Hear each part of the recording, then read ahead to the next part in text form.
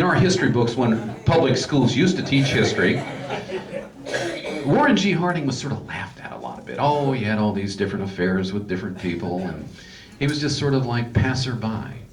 Well, what Warren G. Harding did something was fairly interesting. He took the top rate of income tax, which was 65%, and he lowered it to 25% right off the bat. 11% unemployment, and he lowered it. Why did he do that? The reason he did it is that these were the people that make the investments to make money to supply the working mechanism of capitalism, okay?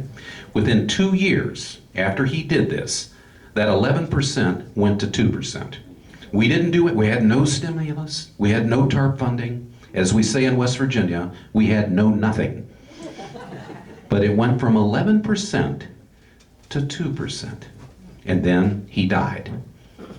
And then we had Calvin Coolidge. Remember old Do-Nothing Cal? I love Do-Nothing Cal. I wish we had more congressmen, senators, and presidents that did nothing. I love Do-Nothing Cal. He did nothing. What happened when he did nothing?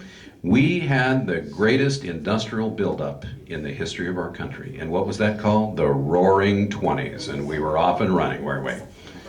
We were off and running. And then we elected a Republican, Herbert Hoover. And Herbert was just like Jimmy Carter, he was a centrist. So once we had another centrist, the first thing that centrist did was centralize government. And then he raised income taxes on those no good wealthy millionaires. And he took it from 25 back to Woody's 65. And then he enacted what is called the Smoot-Hawley tariff. And then we had big regulation. And then we had the big depression, the big one. That went on for quite a while, but you see what happened? Here we go, history again, isn't it? And after 8 years of Roosevelt spending and spending and borrowing with the WPA and the NRA, which is not the National Rifle Association, it's the National Recovery Act, which the Supreme Court declared unconstitutional. By 1938, it was the height of the Depression, and Henry Morgenthau, who was the Treasury Secretary and a good friend of FDR, gets up and said, I can't take it anymore. All we've done is spent ourselves into oblivion. We have more unemployment now. We have a huge debt, and I resign. That's where we are. And by 1940, Roosevelt came up with another idea that he'd tax anybody in the country that makes over 50,000. He would tax them 100%. Holy mackerel, and we honor this guy. That's the history of our country. And what we face now is an opportunity to strike up America for what it's worth. Get our factories working again. What do they call this big river out here? I call it Big River. Do you think I do any business on the Ohio River? Yes, I do. I do, and exactly right. Because I can ship product to anywhere in the United States on Big River. Out there from Morgantown, West Virginia. I put it on this river called the Monongahela, one of only 4 rivers that flows north, and it meets the Allegheny to form the Ohio and Pittsburgh, right where there's a lot of great football games. And you'll see Greer barges going all over the place. Now, did the government help me with that? No. That's just the private sector thinking that I have a wonderful commodity called limestone, and I have Big River out here to send it anywhere I want. Now, Dave is from Wheeling. And Wheeling was once the Ruhr Valley of America. We had steel companies galore, coal companies, gas companies. We had it all going on. Now let me ask you a question. Coal still there? Yeah, it's still there.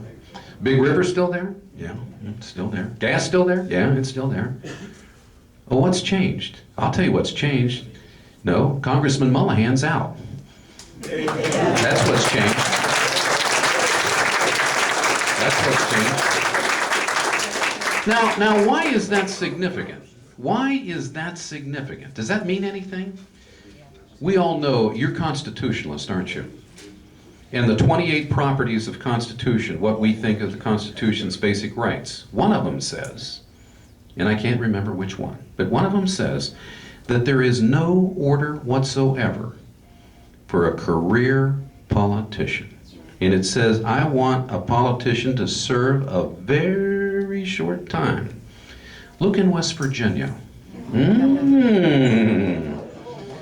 We either have a family, or a family of 2, or a family of 3, or somebody that just goes on indefinitely.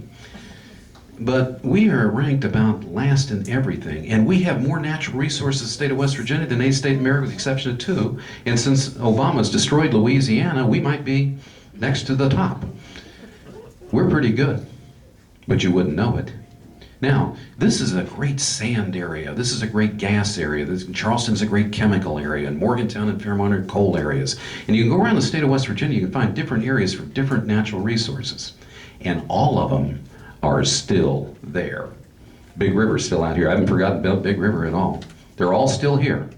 So we've got the greatest business opportunity in the world right here in West Virginia and in the United States. Remember all the natural resources that we have. But we have a problem. And that problem is career politicians. Look at West Virginia. I just had, what's that guy's name? It's the senator here in West Virginia. Let's see, there's Carte Blanche. That's not him, no. It's Jay Rockefeller. Jay Rockefeller.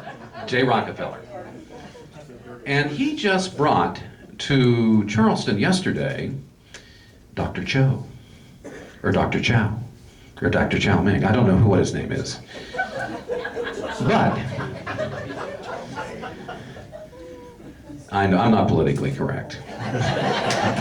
Never will be. I'm just not that way. Every day that Dr. Chow wakes up in the morning, and he is our energy secretary, that coal gives him a headache. He has a headache. I got more than a headache for him. How can you sit there and come into the state of West Virginia and say such a thing? And our fourth estate let him get away with it.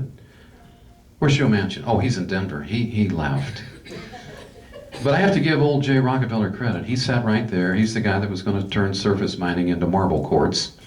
And he stood right there with old Chow, and they said what they had to say. And it's coming. It's coming. That's just down the Pleasants Hill power plant, and it's the old, what's the name of the power plant right next to it? What is it? Willow Island, which is a very famous power plant in the world. One of the most famous in the world. It's very old now, but it's one of the most famous.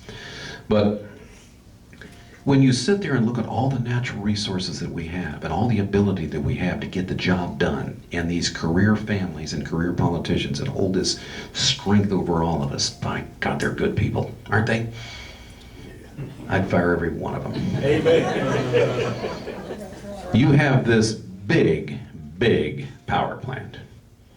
Do you guys know what cap and trade's going to do to that big, big power plant? Do you have any indicator of what that's going to do?